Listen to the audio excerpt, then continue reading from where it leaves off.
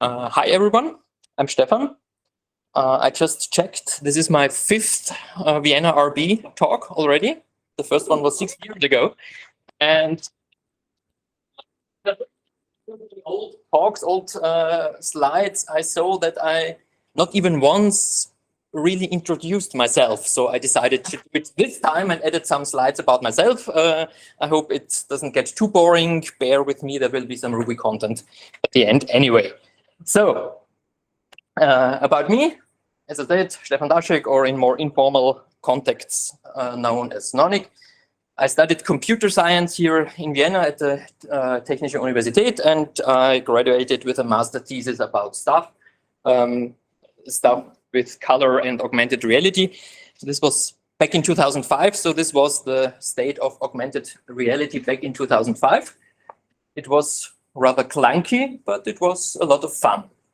I especially liked these helmets we had to wear in one of the labs. The tracking hardware was mounted on these helmets. It was, yeah, fun times. Nowadays, I'm teaching a university course on mobile robotics at the FH in Wiener Neustadt, and there we have these cute, small, tiny robots driving around, and the students are trying to make them do things, and most of the time it works. Sometimes not, but speaking about teaching, I'm also active in various organizations and projects like Chaos macht Schule, Jugendhackt, Chaos Communication Club, where we try to help people, especially young people, learn how to code, how to solder, and if at all possible, how to not get screwed by technology. So we are always looking for volunteers in these projects, and all these projects are always looking. So if you're interested, just talk to me afterwards. It's very rewarding experience to do these kinds of things, I think, and it's also a lot of fun. Okay, but my primary occupation is that I own one half of a two-person company. And what do? We build strange things. For example, last year we worked on this peculiar contraption. This is our kitchen in the office, or maybe a meth lab, I don't know. The thing we built later turned up at an ATP tennis tournament in Mallorca, I think. Here you see Rafael Nadal from behind. I mean, you see Rafael Nadal, and behind him you see the thing we built.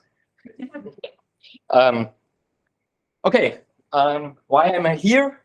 We also make Rails apps. So now we're coming to Ruby. In fact, we are doing this for quite a time now. We started our very first Rails app back in January 2006. That's 17 years. I tried to find out which version of Rails we were using back then, but I couldn't, because I looked through the Subversion repository. Remember Subversion? Git wasn't a thing back then, but I think 2 weeks before we started with the project, Git released version 1.0, but we weren't that adventurous to say we use this new stuff. We stuck with Subversion, and somewhere about revision 195 in this project, that was the first time that explicitly mentioning Rails version 1.1.4. And I don't know who of you was already using Rails back then. There was no such thing as bundler. So you had to specify the gem version in the config RB file or environment RB file. And it was just not more than a safeguard. If you had the wrong version of Rails installed in your system, then Rails wouldn't start and give you the warning. I think you could only have one version installed, not even more versions in parallel. Fun times. Okay, and now to the actual topic of this talk. Using live request data for testing while upgrading a Rails app. What's the starting point? A legacy Rails app. Sure, you've heard of those. Fortunately, it's not the one we started in 2006. But actually, it was started in 2012. Initial commit, it's, I would say, medium-sized. We have about 50 models and controllers each, 18,000 lines of code, Rails 3.2 and Ruby 2.3. Really nice pairing, but not quite up to date. Yeah, tests, few tests. Let's say a few tests. And quite complex database logic. So this is an application that relies heavily on the database, complex queries. The models use active record scopes, quite a lot of scopes, and by quite a lot, I mean a huge amount, something like this. So this is from one of the models that's only, the whole screenshot is only scope, scope, scope, scope, scope from top to bottom. And as you might know, especially between Rails 3.2 and 4.0, active record was rewritten more relatively drastically. And so one of the fears we had was that maybe we were using things in active record that were actual bugs or edge cases that wouldn't survive the upgrade because, yeah. So our first reaction was, but then we took a deep breath and changed to challenge accepted. Let's see if we can make this work. Fast forward a few weeks and about 160 commits later, by the way, now it's Git and no longer Subversion. The app was running on Rails 5.2 and Ruby 2.6.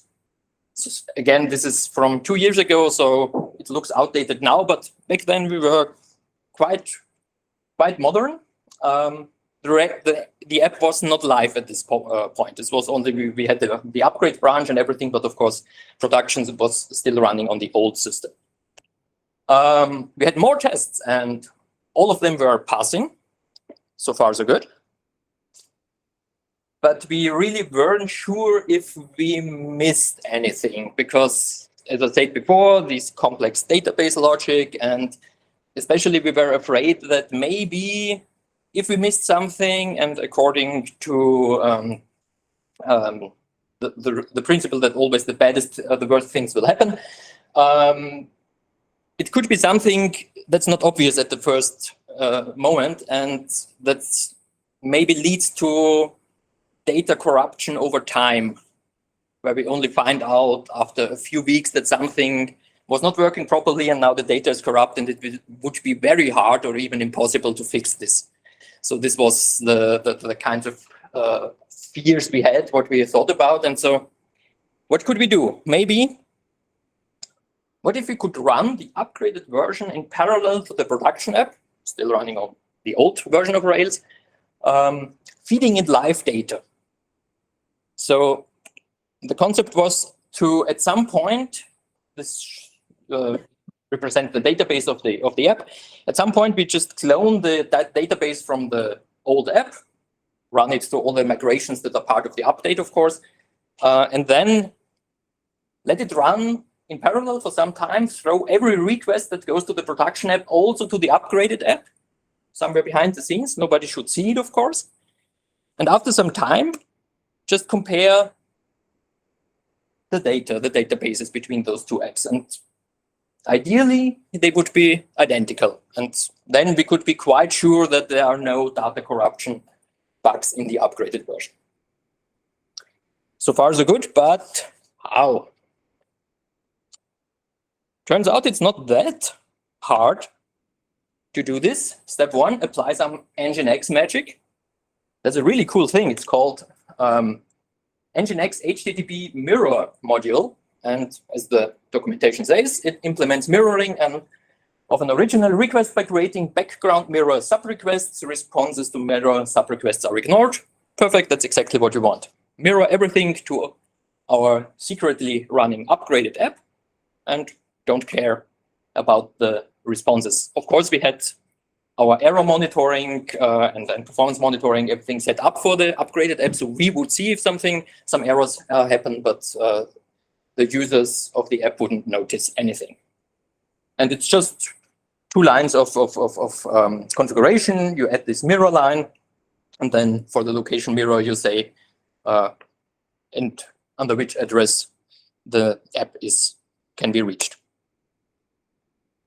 Step 2, disable all the modern goodies. So make sure your new Rails app is really compatible with the old one. This is especially important when it comes to cookies, serialized data, all this forgery protection encryption stuff.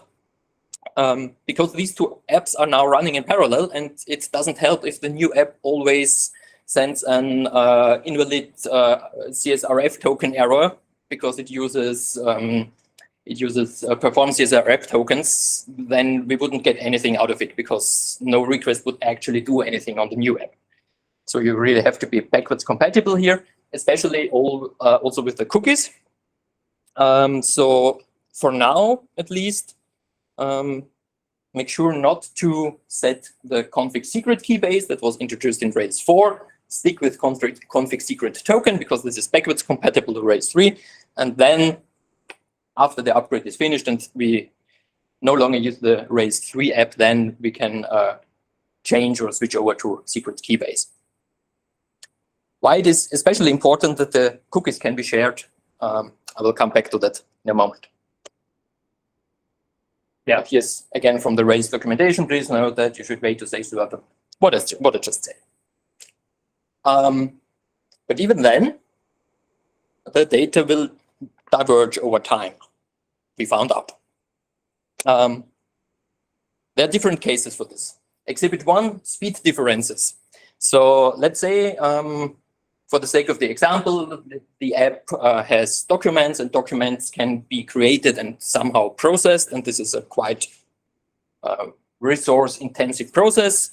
So there is a request coming. So we start with 100 documents in both apps because they share. We started with the same database. We cloned the database. We have 100 documents here, 100 documents there. Then a request comes in that leads to 100 additional documents being generated. So we end up with 200 documents in both of the databases. So far, so good. But now let's say our server where the upgraded app is running is a bit slower because it's not a production machine. So it takes a bit long. And now a second request comes in, triggering processing of all the documents. And now we have different data sets because on the production app, these request that triggers the processing processes all the 200 documents that are there at this point. On the upgraded app, though, the first request was still running when the second request came in. So it processed maybe some of the documents, maybe only the 100 initial documents. If this all was wrapped in a database transaction, then the second request would only see the state from before the other request. If it's not in a database transaction or if it's individual transactions, then maybe it would see, I don't know, 170 documents. In the end, it's not the same data set. And from this point, the data sets, the database contents would diverge. Without this being a bug in the application, that's the point. So not every difference we saw in these two databases when we compared them was really a problem. It could be an effect like this, or for example, it's a fun story, password reset. So let's go through a typical password reset process. You get password new, and then of course the action renders the password reset form. And then you post the reset form, entering your email address. The app creates a random password reset token, sends the password reset link to your email address.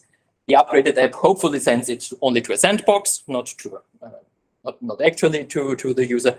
But of course, it creates a different random password reset token because this is totally random. The definition of random is that it's not predictable, not deterministic. What happens next? The user visits the link they got sent on the production app. That's a valid token. User can continue to change their password and has a new password, let's say 5456. On the upgraded app, of course, the password reset link that gets mirrored to the upgraded app contains an invalid token because it's not the token the upgraded app randomly generated, but it's the token the production app generated. So nothing happens. The password remains unchanged. In the upgraded app, the user will from now on have a different password than in the production app. Surprisingly, though, this doesn't really matter. What happens when the user signs in? Typical sign-in process. get sign in. Both apps render the sign in form. Next step, post sign in with the that's pseudocode here. The password won't be in the query string, but just, you know what I mean. Production app, that's the correct password, creates a session cookie. Upgraded app, that's not the correct password. The password is still 123. So upgraded app responds with a 401 forbidden error, unauthorized error. Now the user accesses one of the pages that are only accessible if you're logged in. Let's say my profile. Production app receives valid session cookie that was created in the previous step and allows access. Now the upgraded app, and this is the interesting thing, receives also a valid session cookie. Because the valid session cookie the production app created is also valid for the upgraded app, because 5, 6, 7 slides ago we made sure that we use the same secret key base, or not the secret key base, but the secret token, and we have all the other serializing settings so that they are compatible. So the upgraded app gets the cookie from the production app, because the cookie is part of the request and it's mirrored, and also allows access. This was something that startled us a bit when we started to look through the logs in the upgraded app, because, okay, there was an unsuccessful login attempt, and the next request accessing a secured page went through. What's that? But again, it's not a bug in the application. It's expected behavior, if you think about it, because the session cookie is valid, even if there was no successful login or sign-in process in the upgraded app. Yeah, it's the same session cookie.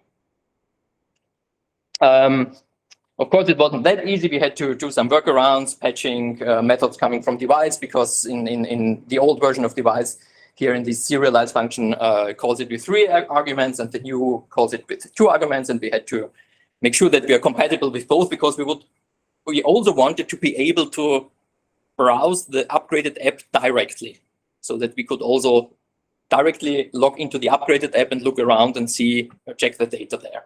And so this code had to work with both. In the end, was it worth the effort? What did we get out of it? We noticed and fixed a handful of upgrade-related bugs that our tests missed.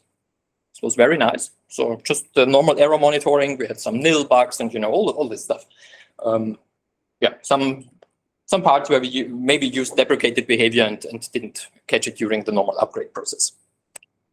And also, even after several weeks of running the upgraded app in parallel, we found no relevant differences in the data sets. So if you normalize for these expected differences I talked about earlier, and of course, after every bug we found that also caused some kind of difference, we had to restart this process. We had to start again, clone the live production database to the upgraded app and start again from this point, so that the unexpected differences don't pile up over time. Always start with a fresh data set and then see if it only contains these expected differences. Yeah, and so after several weeks, it seems to have worked out fine, and we did the switch, and this is now 2 years ago. Oh, yep, 2 years ago, and no serious bugs since then, no data corruption, as far, at least not something we noticed right now. So in the end, I would say, was it worth the effort? Yeah, absolutely. Okay, thanks.